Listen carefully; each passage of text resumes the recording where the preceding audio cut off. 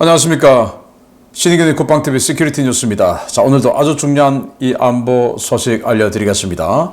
자, 어제 있었던 이스라엘의 러시아 공군기지 폭격, 여기에 대한 후속 보도를 해드리도록 하겠습니다. 어제 저희들이 단독으로 속보를 보내드렸는데 우리 언론에 아무 데도 안 나왔어요. 물론 오늘 새벽에 서울신문 인터넷판에 나오긴 했는데 다른 메이저 언론에서는 나오지 않았어요. 그래서 우리 댓글에 아니, 어떻게 된 거냐 뭐 이런 질문이 많았는데 여기에 대한 후속 보도를 해드리도록 하겠습니다. 자, 그리고 이스라엘이 또 레바논 수도 베이루트를 벙커버스터 대량 폭격을 가했는데 이게 헤즈볼라의 수장 하산 나스랄라를 제거했던 바로 그 벙커버스터 폭격인데 이게 또 누구냐? 이게 또 저희들의 단독 보도일 수 있는데요.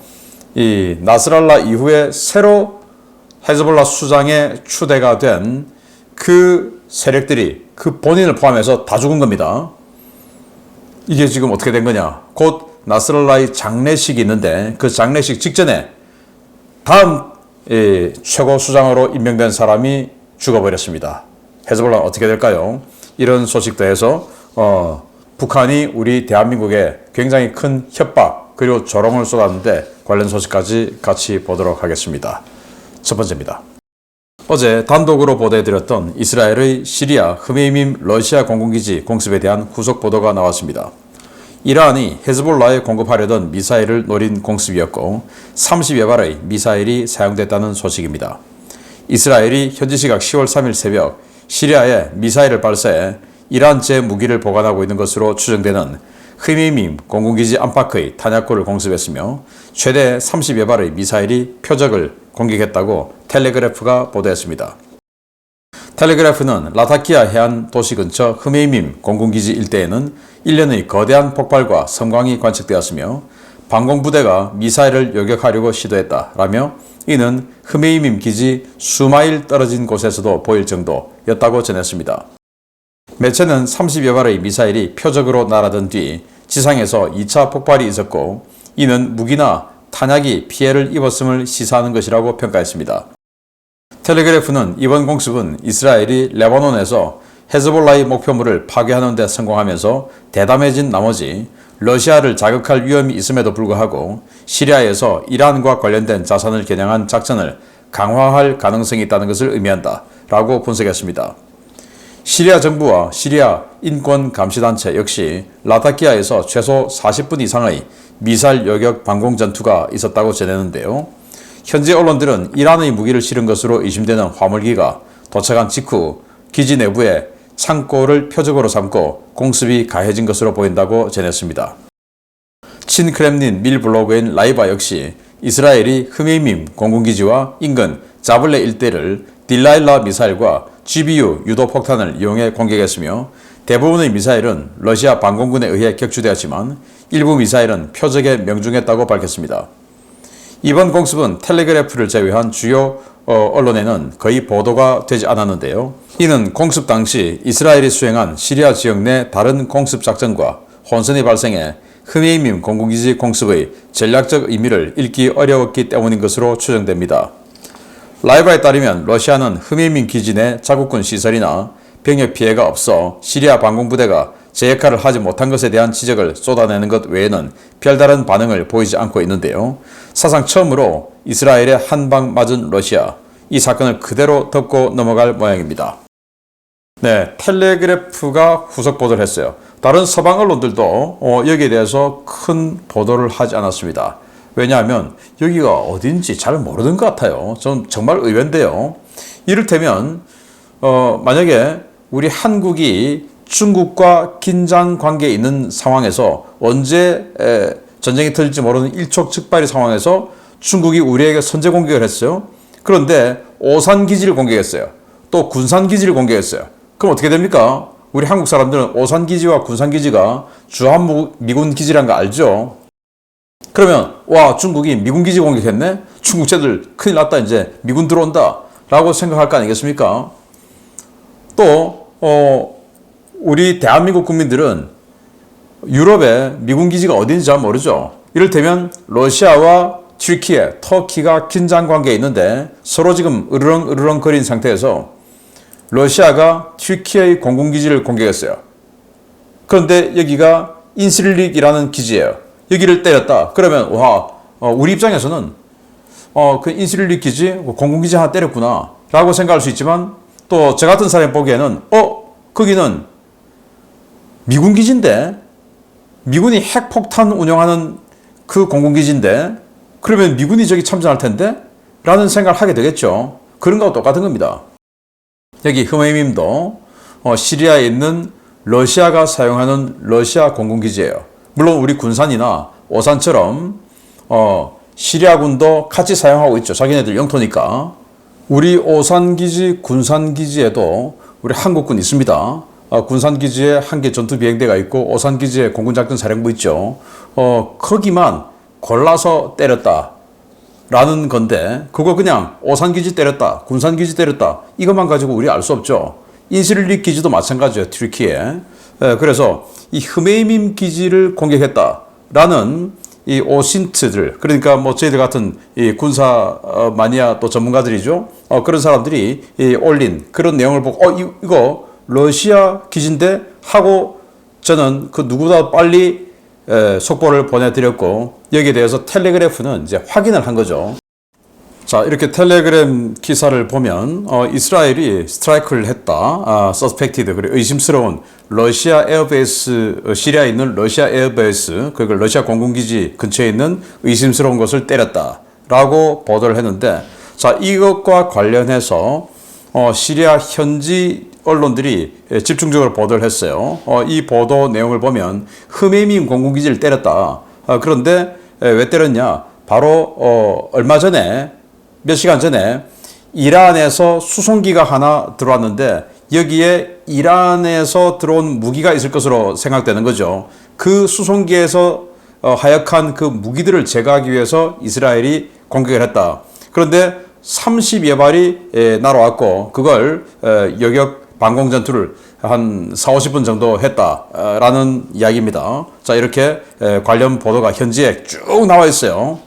그리고는 우크라이나 전쟁 많이 보신 분들 아시겠지만 친러시아, 그러니까 러시아 거의 뭐 관영 언론이라고 봐야 되는데 라이바죠. 라이바가 관련해서 보도를 했는데 이스라엘 군이 딜라일라 미사일 그리고 GBU 유도폭탄 등을 사용해서 공격했다라고 하는데, 딜라일라는 조영남 씨가 불렀던 그 노래가 있죠. 딜라일라.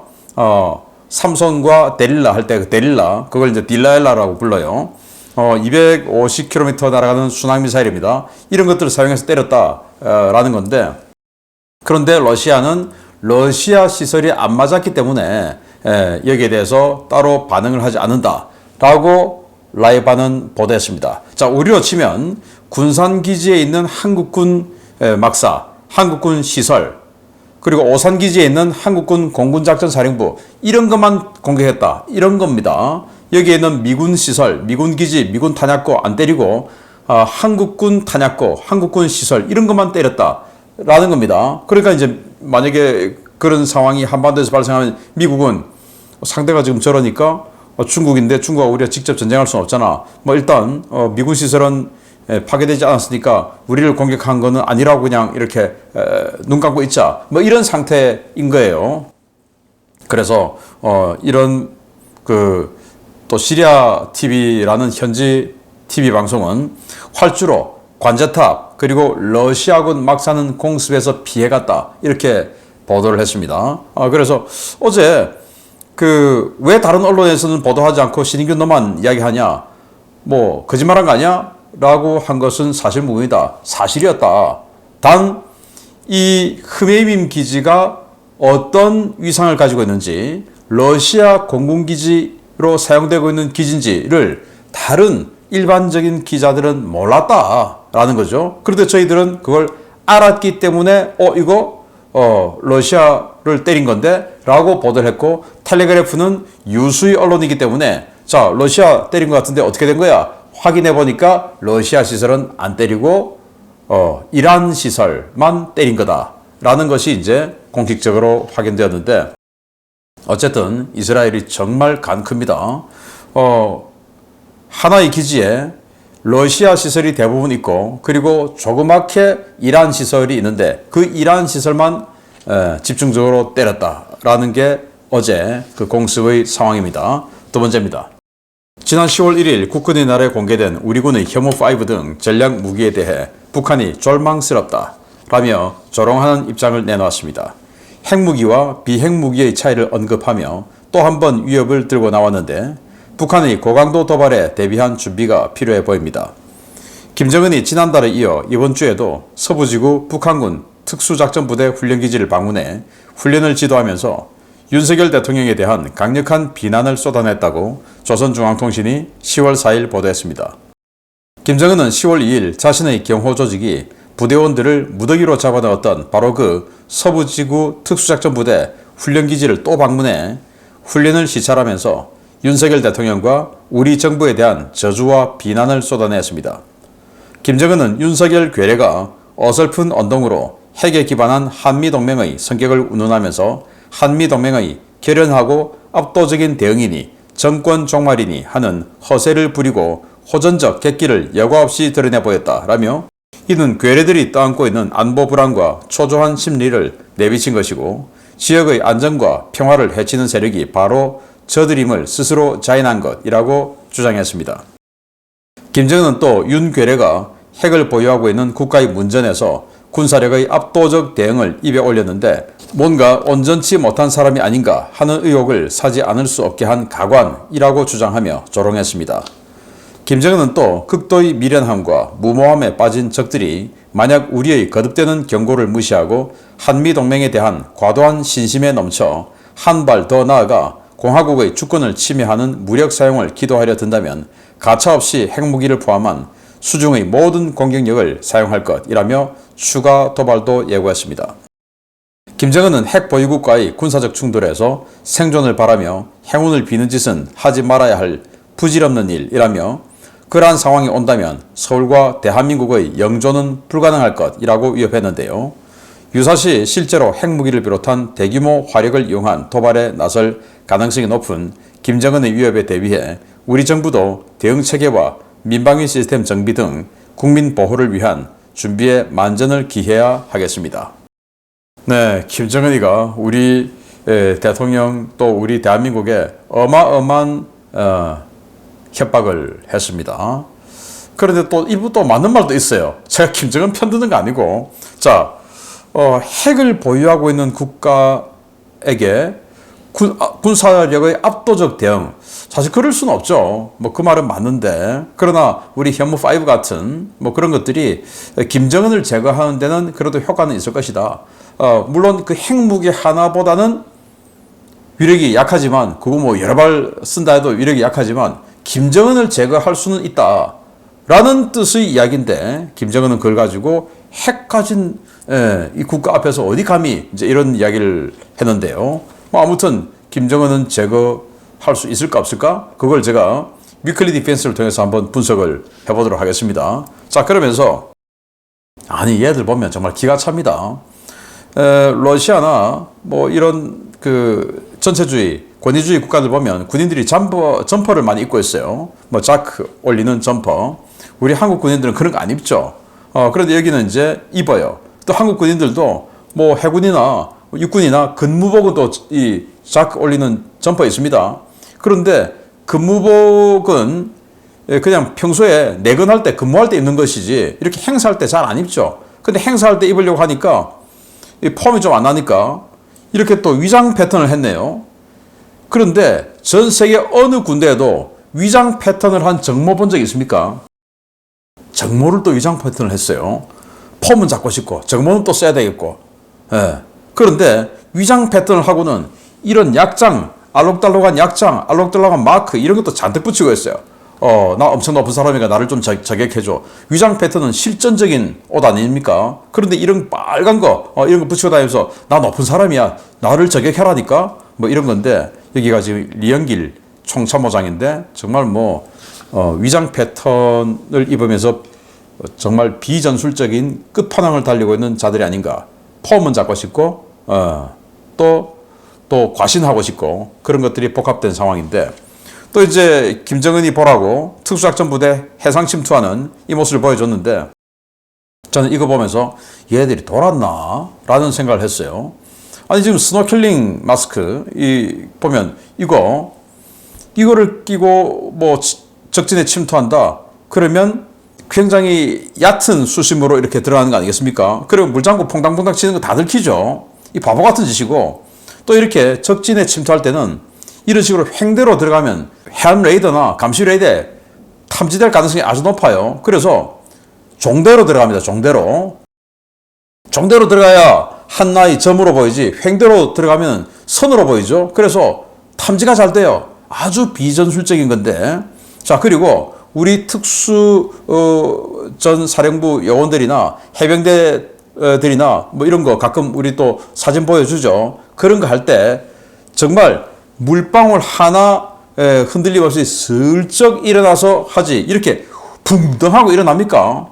이거는 뭐 나 여기 있어요 하고 온 사방에 지금 과시하면서 지금 풍덩풍덩 소리를 내는데 그러면 기관총 날아서 다 죽죠. 지금 횡대로 서 있으니까. 자, 제가 만약에 김정은이라면 야, 니들 지금 뭐 하는 거야 지금? 에? 이건 다 죽으려고 지금 진짜 이렇게 훈련하는 거야? 하고 욕을 좀 하겠는데 김정은은 그런 건 모르겠죠. 와, 폼나게 그냥 화끈하게 일어서네 라고 또 박수 칠 수도 있습니다. 그러니까 이렇게 해주는 거겠죠. 자, 그러면서 또 우리 언론들 보니까 제가 모 메이저 언론에서 이 사진을 보도를 하면서 우리 한국에서 욕을 할까봐 이제는 이 중무장을 한 경원이 아니고 일상복, 평상복을 입은 경원들이 나왔다라고 하는 희한한 제목을 달았던데 아니 그때는 밑에서 실탄 사격하고 있으니까 중무장을 한 방아쇠까지 걸고 이렇게 경원이 있었고 여기는 무장이 없으니까 지금 이렇게 권총 그리고 방패만 들고 있는 이런 경원들이 있죠. 그리고 우리나라 대통령이 군부대 갔을 때 이렇게 경원이 바로 옆에서 경호도 안 합니다. 멀찍이 떨어져서 사방을 살피고 있죠. 여기는 얼마나 겁나면 지금 이렇게 나의 군대를 시찰하는 그것도 무장도 없는 이런 상황에서 이렇게 근접 경호를 할까? 지연자가 얼마나 많으면 이럴까라는 생각인데 우리 대한민국 욕할 생각보다 자신들의 국민들을 왜 나는 이렇게 못 믿을까라는 것에 대한 본인의 성찰이 더 필요하지 않을까 생각을 합니다.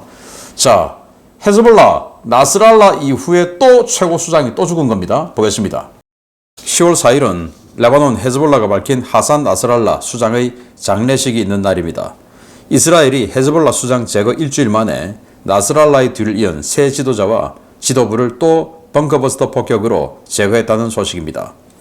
이스라엘이 현지 시각으로 10월 4일 새벽 레바논 수도 베이루트 남부의 다히에 일대에 대규모 벙커버스터 공습을 감행했으며 이번 공습은 새로 구성된 헤즈볼라 지도부를 겨냥한 것이라고 바락 라비드 악시오스 기자가 이스라엘 정부 관계자를 인용해 긴급 타진했습니다. 라비드 기자는 이번 공습은 헤즈볼라 새 집행위 의장 하셈 사피에딘과 그 가족을 표적으로 삼은 공습이었다라며 그와 그의 가족이 머물던 벙커가 공습을 받아 현재 그들의 생사가 불명확한 상태라고 전했습니다.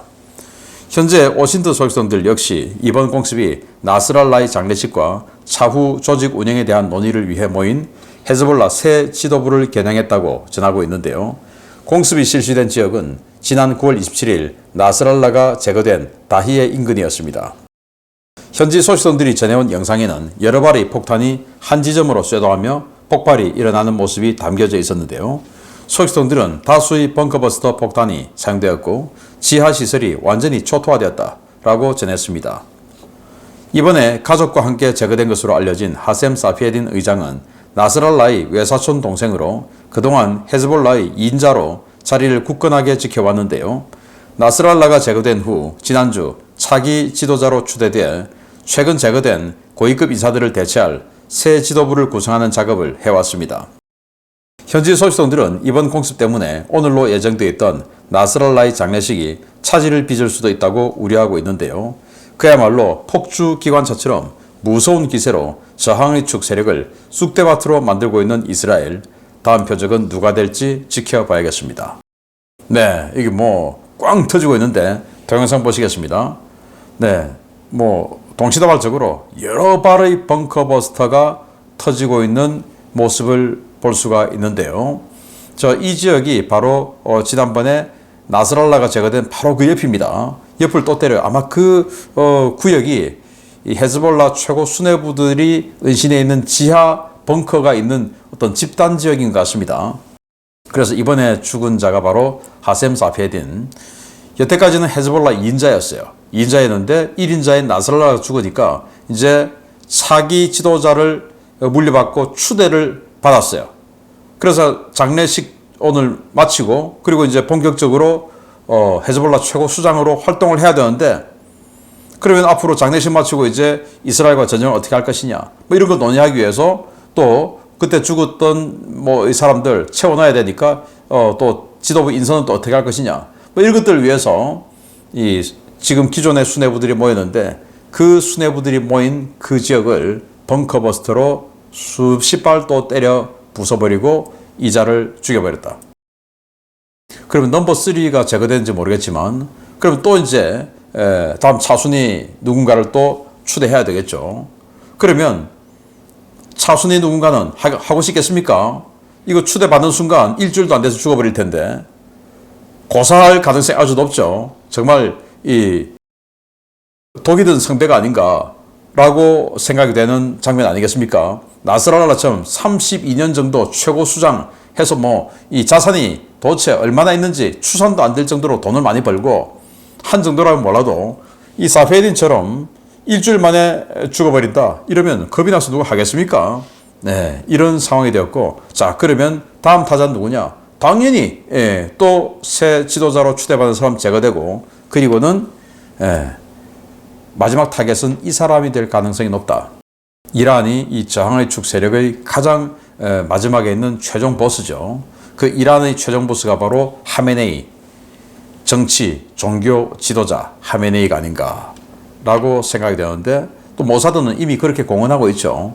자, 그래서 우리 언론에는 레바논에 대규모 폭격이 있었다까지만 나왔는데 저는 지금 이 악시오스 기자가 급하게 자기가 이 이스라엘군 관계자를 인용해서 가진 정보를 가지고 급하게 X, 과거 트위터죠. 거기에 올린 정보를 가지고 사페딘, 이 차기 최고 수장 그리고 그의 가족들이 죽었다라는 소식을 여러분께 단독으로 알려드립니다. 마치겠습니다. 감사합니다.